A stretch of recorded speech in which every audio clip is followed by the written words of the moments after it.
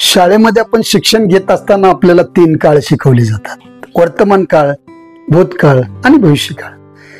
खरं म्हणजे आयुष्य जगताना हे 3 काळ आपल्याला उपयोगी आहेत. पण नेमकं जर आपण प्रत्येकाने विचार केला तर आपण कोणत्या काळात जगतो हे प्रत्येकाने एकमेकाला विचारून किंवा आपण आपल्याला स्वतःला विचारून पहा. खरंच आपण जास्त वेळ कोणत्या काळात जगतो? तर बहुतांश उत्तर येईल की आपण भूतकाळात जगतो. मग काही घटना आपल्याला आनंद देऊन जातात तर काही घटना आपल्याला दुःख देऊन जातात. खरं म्हणजे भूतकाळामध्ये जितकं म्हणून आपल्याला कोणी वाईट बोललं असेल किंवा आपण एखाद्याला वाईट बोललो असेल किंवा एखाद्यानं आपल्याला हर्ट केलं असेल किंवा आपण एखाद्याला त्रास दिला असेल, सगळ्याचा जर आपण विचार केला तर हे सगळं आपल्याला भूतकाळामध्ये दिसून येतं आणि बहुतेक वेळा आपण त्याच्यामध्ये व्यतीत करतो. हे सगळं सोडून देऊन नव्यानं जर जीवन आपल्याला स्टार्ट करता आलं तर किती सुंदर होईल. ह्या सगळ्या चुकीच्या आठवणी, ज्याने ज्याने त्रास दिला, हे डिलीट करून आपल्याला जीवन जर स्टार्ट करता आलं तर किती सुंदर होईल, नाही का? आहे ना? प्रत्येकाला काही ना काही त्रास आहे.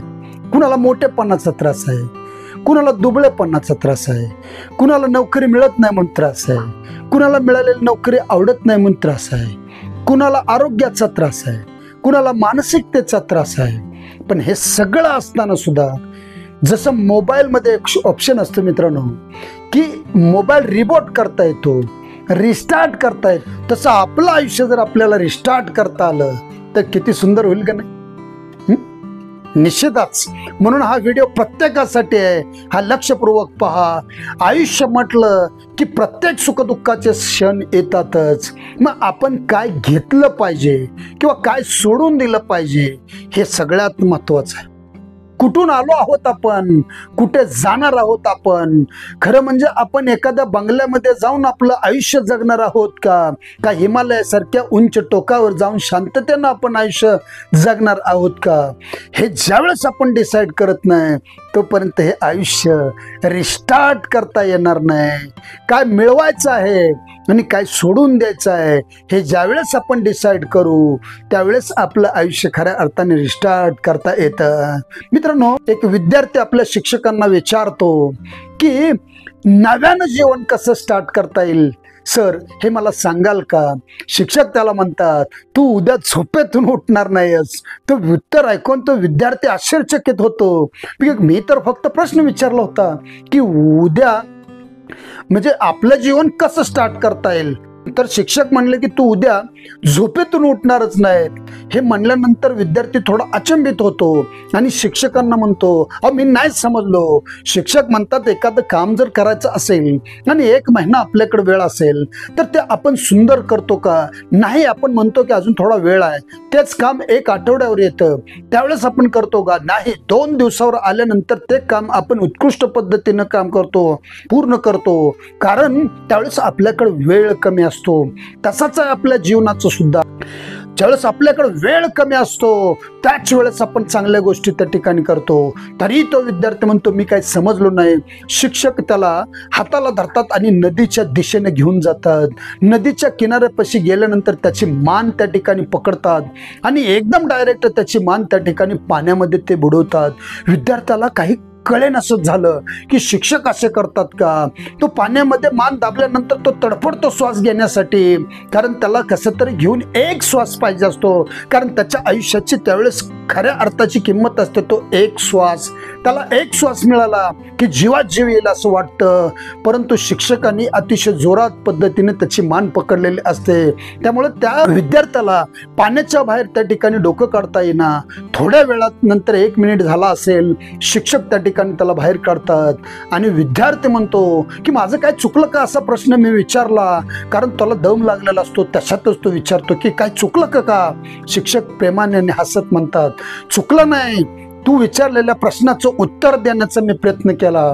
कारण तूच मला सांग, ज्यावेळेस तुझं डोकं पाण्यामध्ये होतं त्यावेळेस तुला काय वाटलं? तुझ्या मनामध्ये कोणते विचार आले? विद्यार्थी म्हणतो, त्यावेळेस माझ्या मनामध्ये फक्त एकच विचार आला की कसंही करून काही होऊ द्या, मी पूर्ण ताकद त्या ठिकाणी लावून मला फक्त एक श्वास पाहिजे. शिक्षक म्हणतात, तुझ्या जीवनाची खरी किंमत जर कोणती असेल तर तो एक श्वास आहे. सोनं असेल, चांदी असेल किंवा प्रत्येक रिश्ता असेल किंवा तू जसं कुणाशी असलेलं कनेक्टेड असेल, त्याच्याही पेक्षा सगळ्यात जास्त महत्त्वाचा हा श्वास आहे. आणि हाच श्वास ज्यावेळेस तू त्या ठिकाणी घेण्यासाठी जितकी किंमत देशील आणि तोच श्वास तुझ्यासाठी जेव्हा महत्त्वाचा होईल त्याच वेळेस तू जीवन रिस्टार्ट करू शकतो. काय मिळवणं गरजेचं आहे तसं काय सोडून देणं सुद्धा गरजेचं आहे. हे ज्यावेळेस तू डिसाईड करशील त्याच वेळेस आयुष्य रिस्टार्ट करता येईल. सोडूनच द्यायचं असेल तर नकारात्मकता सोडून दे आणि जितक्या लवकर तुला नकारात्मकतेचा चष्मा बाजूला फेकता येईल, नकारात्मक असणारे लोक तुला सोडून देता येईल, तितक्या वेळेस तू दे. छोडना पडेगा भाई. एक वेळ असा येईल की तुला हे शहर सोडावं लागेल, गाव सोडावं लागेल, तुझं जे जे असेल ते सोडावं लागेल, रस्ते सोडावे लागतील. कारण तुझं आयुष्य पुन्हा नव्याने रिस्टार्ट करायचं असेल तर हे करावंच लागेल.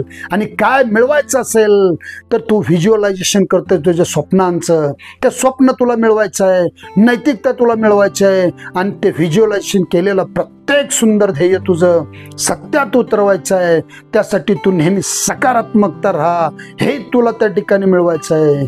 रिअल माणूसच रिअल काम करू शकतो आणि रिअल काम केलेलंच माणूस रिअल आयुष्य जगू शकतो.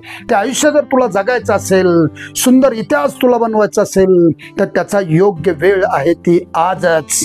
प्रत्येक गोष्ट तुला निर्माण करायची असेल तर त्याची योग्य वेळ आहे ती आजच. वाईटातून आनंद निर्माण करायचा असेल तर त्याची योग्य वेळ आहे ती आजच. आणि आयुष्य तुझं रिस्टार्ट करायचं असेल, जसं मोबाईलमध्ये रिपोर्ट आणि रिस्टार्टचा ऑप्शन असतो तसं जुन्या मेमरीज डिलीट करून आयुष्य रिस्टार्ट करायचं असेल तर ती सुद्धा योग्य वेळ आहे ती आजच. त्यासाठी तू प्रयत्न करावे, तेही आजच. यासाठी मी तुम्हाला शुभेच्छा देतो.